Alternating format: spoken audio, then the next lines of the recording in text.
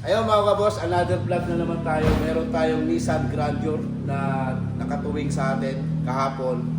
Ayaw umandar. So tinuwing na papunta rito sa shop dahil hindi na talaga lang papaandar. Yung history nito mga boss, napacheck na ng may-ari yung mga electrical niya, fuse relay. Kasi napansin niya wala raw kuryenteng lumalabas dito sa apat na ignition coil. So ang total nila ay computer box. Kasi na-check na nga nila yung kanilang mga fuse relay, wala naman daw problema. Ngayon mga boss, itatry natin ipa-start. Start mo kanyabe. Okay, start. Alright. So, ganun na nangyayari sa kanya mga boss, ayaw umandar. Kasi napacheck niya na to, apat na ignition coil daw ay walang kuryente, kaya daw ayaw umandar. Kaya pinagdududahan nila computer box. So, i-check natin mga bossing. Ngayon, tatanggalin natin yung ignition coil. Papakita ko sa inyo kung wala pa talagang kuryente itong Nissan Grandeur natin. So, kuha ka ng pantest ng coil natin, kalyabe. So, ngayon mga boss, huhugutin natin to. Yan. Tingnan natin kung walang kuryente mga bossing.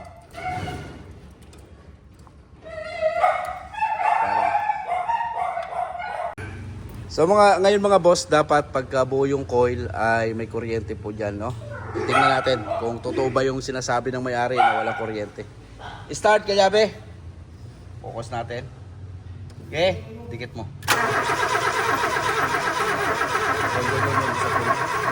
Okay. Wala nga siyang kuryente mga boss. Ngayon naman, check natin yung supply ng wiring. So, titest natin. Okay, magtitest na tayo mga boss kung totoong walang... On mo nga ignition. Kasi kung may problema yung wiring natin, walang supply to na positive or negative dito sa ating ignition coil socket. So, papaon natin ignition. Nakaon na ignition? Dito. Sama mo to kalyabe. So may supply siya mga boss, oh. Dito ground. So signal. So meron siya mga boss, apat.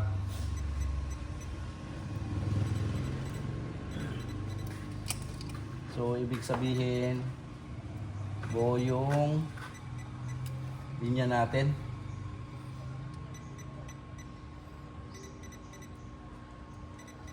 Mga boss, nag-i-scan tayo. Tingnan natin kung merong ibabatong fault yung ating Nissan.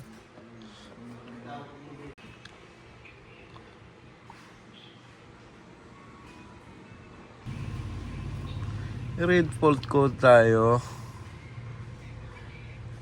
Oh, meron siyang ito. CMP sensor. Oh, yan, meron siyang code. So ito muna yung titignan natin mga bossing.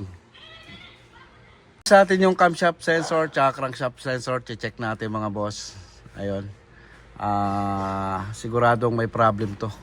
Ito yung naging problema niya. So ngayon mga boss, ang ginawa natin, nag-scan nga tayo kanina. Camshaft position sensor ang naging problema. Ngayon para makasigurado ko talaga ako kung alin yung sira mga boss. Yung camshaft sensor nito, nilipat natin doon sa ilalim crankshaft sensor. Kasi parehas lang po yung camshaft tsaka crankshaft sensor nito. Ngayon pinagpalit ko siya. Ito yung lumabas sa scanner. Nagpalit din siya ng code. Naging crankshaft sensor na siya, no. Ngayon pakita ko sa inyo mga boss, ayan siya. Ngayon kanina ang code ng pag-scan natin ay camshaft sensor. Ngayon pinagpalit ko siya. Yung sa camshaft sensor na may code kanina, inilagay ko doon sa crankshaft sensor. Ngayon naging crankshaft position sensor ang may problem. So talagang may problema yung sensor natin kanina sa camshaft. Kaya ko ginawa yon para makasigurado tayo, pinagpalit ko. Ngayon delete ko ulit to. Tingnan natin. Yan, delete ulit natin. Tapos ang gagawin natin mamaya mga boss, i-cranking ulit natin siya pagkatapos natin i-delete kung lilitaw yung crankshaft sensor. Medyo matagal lang ang deleting. So code natin, red fault code, no DTC. Ngayon ang gagawin natin, i-start yon, kamay mo ha, kamay mo. Ayun mga boss, i-start ulit natin kung lilitaw ulit sa crankshaft sensor. Sige, i-start natin. Ayan. Ngayon basahan ulit natin dito. Lilitaw ulit yang crankshaft sensor. Ibig sabihin sira yung sensor na nabasa kanina. Dating camshaft sensor yon, ngayon pinagpalit ko lang. Napunta siya sa crankshaft sensor. So nakasigurado tayo na sensor talaga ang may problema. Alright. So papalitan natin ng bago yung mga boss. Titingnan natin kung aandar na tong Nissan Exalta natin. So ayun mga boss, na check natin. Kung yung unang scan natin ay camshaft sensor lumabas. Ngayon ang ginawa ko, yung sensor ng camshaft pinagpalit ko dun sa crankshaft. Lumipat yung fault code niya. Ibig sabihin, confirm natin na ito talaga may problem, yung kanyang camshaft sensor, no? So lumipat yung code kanina. Ito yung sensor ng crankshaft kanina mga boss. Ito pinagpalit ko. Ito yung sa camshaft pinagpalit ko. So nagpalit din yung code. So ibig sabihin confirm talaga na may problem tong sensor na to. Alright, order lang tayo ng brand new. Titignan natin kung mapapaandar na natin tong Nissan Exalta mga bossing. Yan mga boss, dumating na nga pala yung in-order natin na sensor. So ikakabit na natin yan. Tapos na-check ko rin dito, may problema rin yung number 1 niya na ignition coil. Pero unahin muna natin tong sensor na ikabit. So subukan muna natin paandarin mga boss. Eto na, ikakabit na natin to. Titingnan natin kung aandar na to ating Nissan. So ayan mga boss, pinalitan na natin ang crankshaft sensor. Ayan. Tingnan natin kung aandar na tong Nissan Exalta natin. Ayan, kinakabit na ni Calyabing Uni yung ating bagong pamalit na crankshaft sensor. Alright, so balik naman na natin tong mga coil. Ayan, nagpalit rin tayo ng ignition coil kasi shorted yung isang coil niya. Grounded. So kahit nagpalit na tayo ng bago, ay wala pa rin kuryente yung 4 na coil natin. Ayan, so balik natin, tingnan natin kung aandar pagka naikabit na yung kanyang crankshaft sensor. Aandar kaya kay Labing yun yan? Ha? Paandar rin ngayon? So, battery muna. Pa natin kinabit yung battery. Ayan mga boss, try natin kung aandar na tong Nissan natin. So napalitan na natin ang sensor. So sabi ni Calyabing yun, aandar na raw eh. Hindi na tayo magte-test ng kuryente, diretso na natin i-start. Kung magkakaroon ba ng kuryente yung ignition coil natin. Ready na Calyabe? Fire. Yun lang naman i-scan natin mga bossing. So try natin. Okay, naka-on. Start. Uy. Nag-react na. Nag-react na siyang umandar, yun.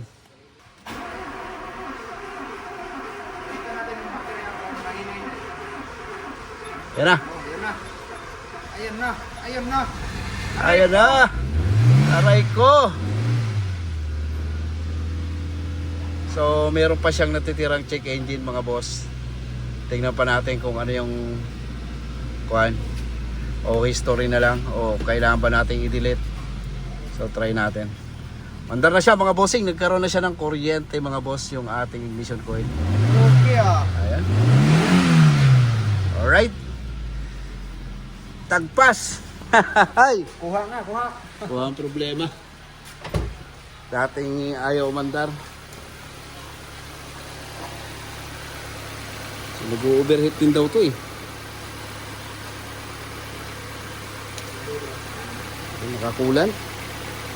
So wala naman siyang bula, no?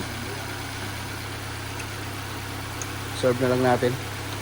Mamaya check engine mga boss, scan ulit natin kung ano yung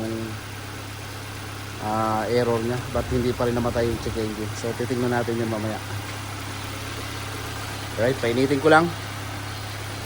Tapos mamaya i-start ulit natin. So ito pinalitan natin. Base sa pag-scan natin itong lumabas. Tapos akin na yung ignition coil niya. Tsaka yung isang ignition coil niya grounded. Kaya pinalitan natin ang isa. So tinest natin tong apat niya. So ito ang may problem din na isa. So pinalitan natin yung isang coil. Pakitornilyo niya kalyabe. Yan mga boss, umaandar na yung Nissan Exalta natin. I-start natin, papakita ko sa inyo. So one click na siya mga boss, kaso di ba naalala nyo may sira siyang, di ba nakita nyo sa video natin, may tinesting tayong isang coil din doon na sira. Yung sa cylinder number 1. Ngayon pinalitan ko na siya ng brand new mga boss na replacement. Kaya ko naman ginawa tong vlog na to, baka ma-encounter nyo din sa mga ganito Exalta. Napakasailan po sa ignition coil. Ngayon nakakabit yung yung coil na brand new. So papakita ko sa inyo yung handa. So wala na siyang palya mga boss, kaso meron siyang check engine. Ito mga boss, i-start na natin yung ating Nissan. Ayan lumutang kagad si check engine pero wala nang palya yung mga boss. Smooth na yan, one click. Kaso may check engine. So iscan natin para malaman natin kung ano naging problema. Kung dun ba sa ignition coil na kinabit natin. Baka may encounter din yung mga bossing. Baka masiraan din kayo ng mga ignition coil sa mga ganitong Exalta, Nissan GX. Meron pong mga replacement na ignition coil na hindi match or hindi nare-read ng ECU natin or nagkakaroon siya ng circuit, no? So ayan, gumagana yung ignition coil na kinabit natin kaso nagche-check engine. So ipoprove natin na ignition coil nga ba ang naging dahilan ng check engine na to. So nawala na natin yung code ng camshaft sensor kasi nagpalit na tayo ng camshaft sensor. So kaya umandar na siya, nagkaroon na ng kuryente yung ating mga coil kasi dati walang kuryente yung apat. So yung naging dahilan ng mga boss yung ating camshaft sensor. Ngayon iscan natin, papakita ko sa inyo kung ano yung dahilan bakit nag-check engine. Wala na siyang palya, one click na siya i-start pero nakalutang si check engine. Ngayon natin, saksak natin yung ating scanner. Ngayon mga boss, mag-i-scan na tayo mga bossing kung ano naging problema nitong ating Nissan. So napaandar na natin yung dating ayaw umandar, napaandar na natin. So nagpalit na tayo ng ignition coil kasi may isang problema, no? Yung coil niyan sa number 1. Scan tayo. Kaya ingat kayo sa mga replacement mga boss na pyesa.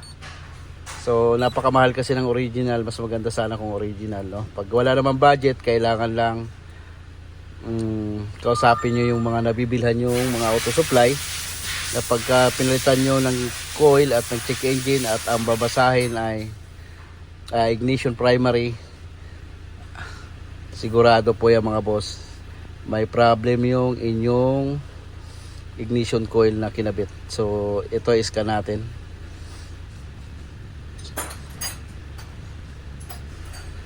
Scanning tayo.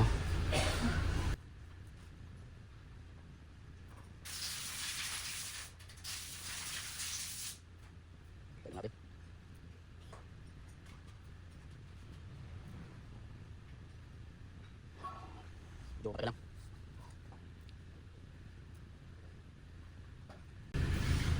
Yan. Iscan natin.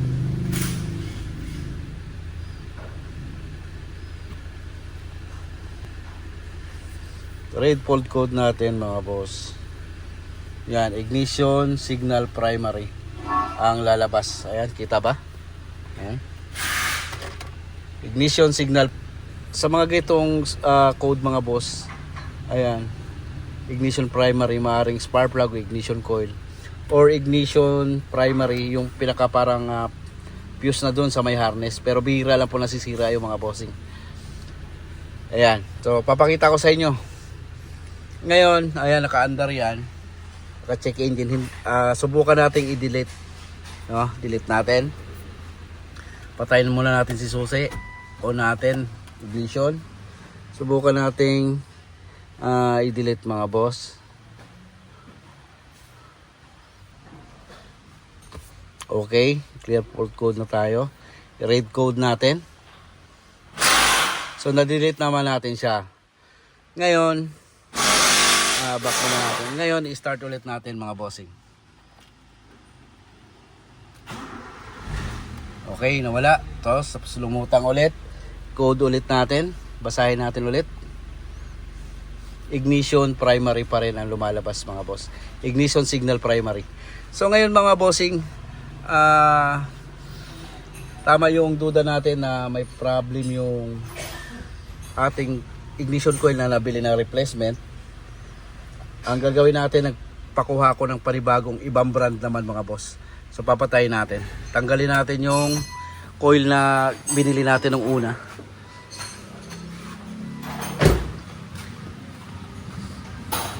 So ito siya mga boss. Ayan. Bago rin ito mga boss. Itong number 1.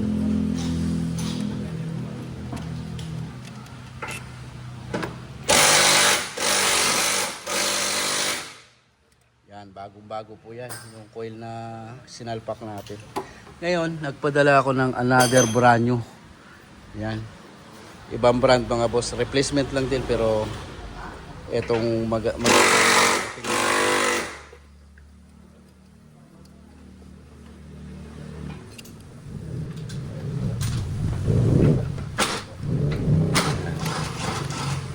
salpak na. Tapos ito pala yung luma niya. Ayan. Parehas po yan. Yan o. Itong brand new na kinabit natin. Parehas po yan sa dati. So, merong mga coil mga boss na hindi compatible talaga. Nasalpak natin yung bago. Pinadala natin na coil na ignition coil na replacement. So, hindi tayo nag-erase ng code mga boss ha. So, basahan ulit natin.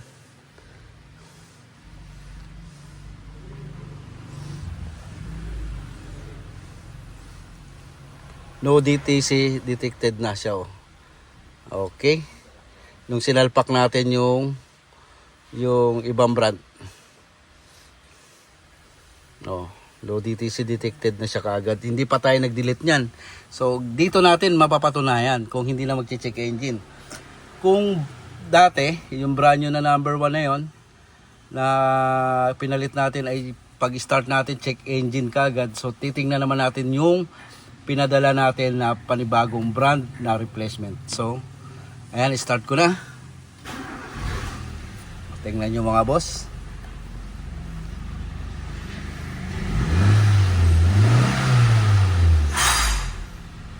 So, hindi na siya lumutang mga boss yung check engine. Ayan o. Ayan. Ibig sabihin, hindi siya compatible yung coil na kinabit nating una para dito sa ating Nissan. No, so parehas naman siya no, pang Exalta din o GX yung coil na binili natin. So meron talagang mga replacement mga boss na lalo sa mga Nissan na gumagana naman pero nagkakaroon kayo ng check engine at ang code ignition signal primary. Maaaring sa ignition coil na nabili nyo yan mga boss, lalo na pag replacement no. Kaya pag mga ganitong Nissan, piling-pili po yan sa mga ignition coil. Kung wala kayong pambili ng original, so tingnan nyo na lang yung kinabit natin na pinakita ko sa inyo yung brand na pangalawa natin kinabit. Ayan. So patay ulit natin mga boss. Start. Alright. Ayos. Sa coil na brand new may problema. So napaandar na natin mga boss. So mayroong check engine nung nag-scan tayo, ignition signal primary. Kaya nagduda ako base sa experience natin sa mga itong Nissan, yung ignition coil na naikabit natin ay hindi compatible para rito sa Nissan. Ayun mga boss, na-solve na natin tong Nissan Exalta natin, napaandar na natin na dating tinugid dito. Yun nga, yung problem ay nawala ng kuryente, yung apat na ignition coil. So ang naging problem lang ng mga boss, naging sira ay yung kanyang camshaft sensor. Nung pinalitan natin ng camshaft sensor, naging okay na siya. Tapos na troubleshoot natin, may isang coil siyang grounded, no, kaya pinalitan natin. Ang kaso naman yung pinalit natin na coil na una ay nagkakaroon siya ng check engine. Yan, na kunting sharing lang yung mga boss. Sana may nakuha kayong idea dito sa troubleshoot natin ng Nissan Exalta.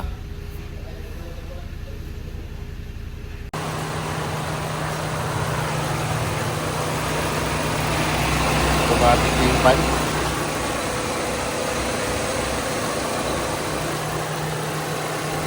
Ito yung goods na coil na kinabit natin. Ito naman yung check engine.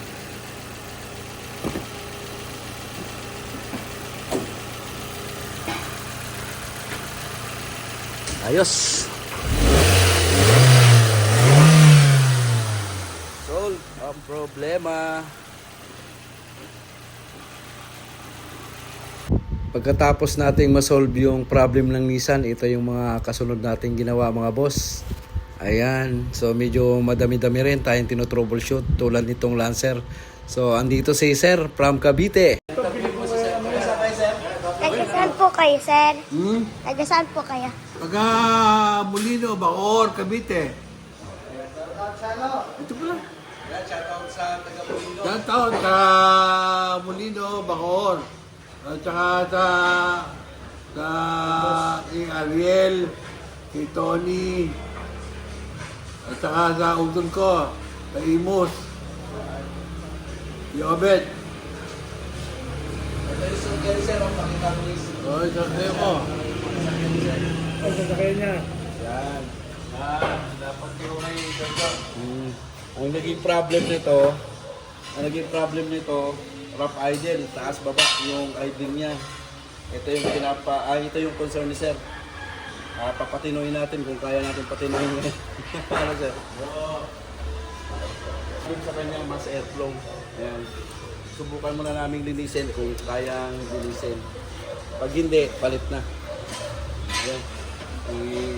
Sino itong gumagawa? Si Papa. Ayan, pakita mo sila sir, oh.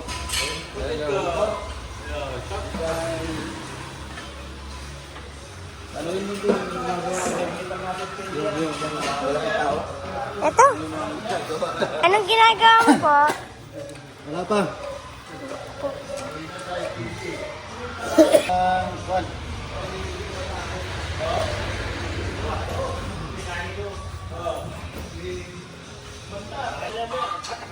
Nandaanin mo yung video. Yung bilisan, galaw. Parang di ma. Ayan, problem nitong Honda City natin, low power din. Kaya isa rin sa mga gagawin natin, i-troubleshoot muna natin kung ano naging problema. Ayan, shout out sa inyo, good morning, happy Saturday mga boss. Ayan, yung karyabi natin.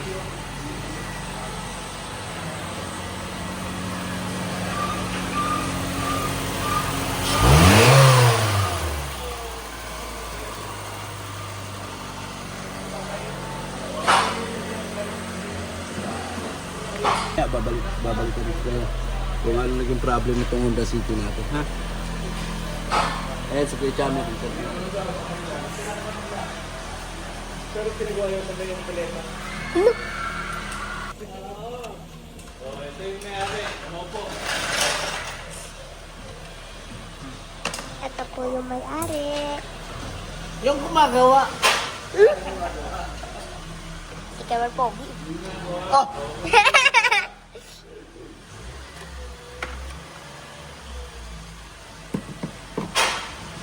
Okay.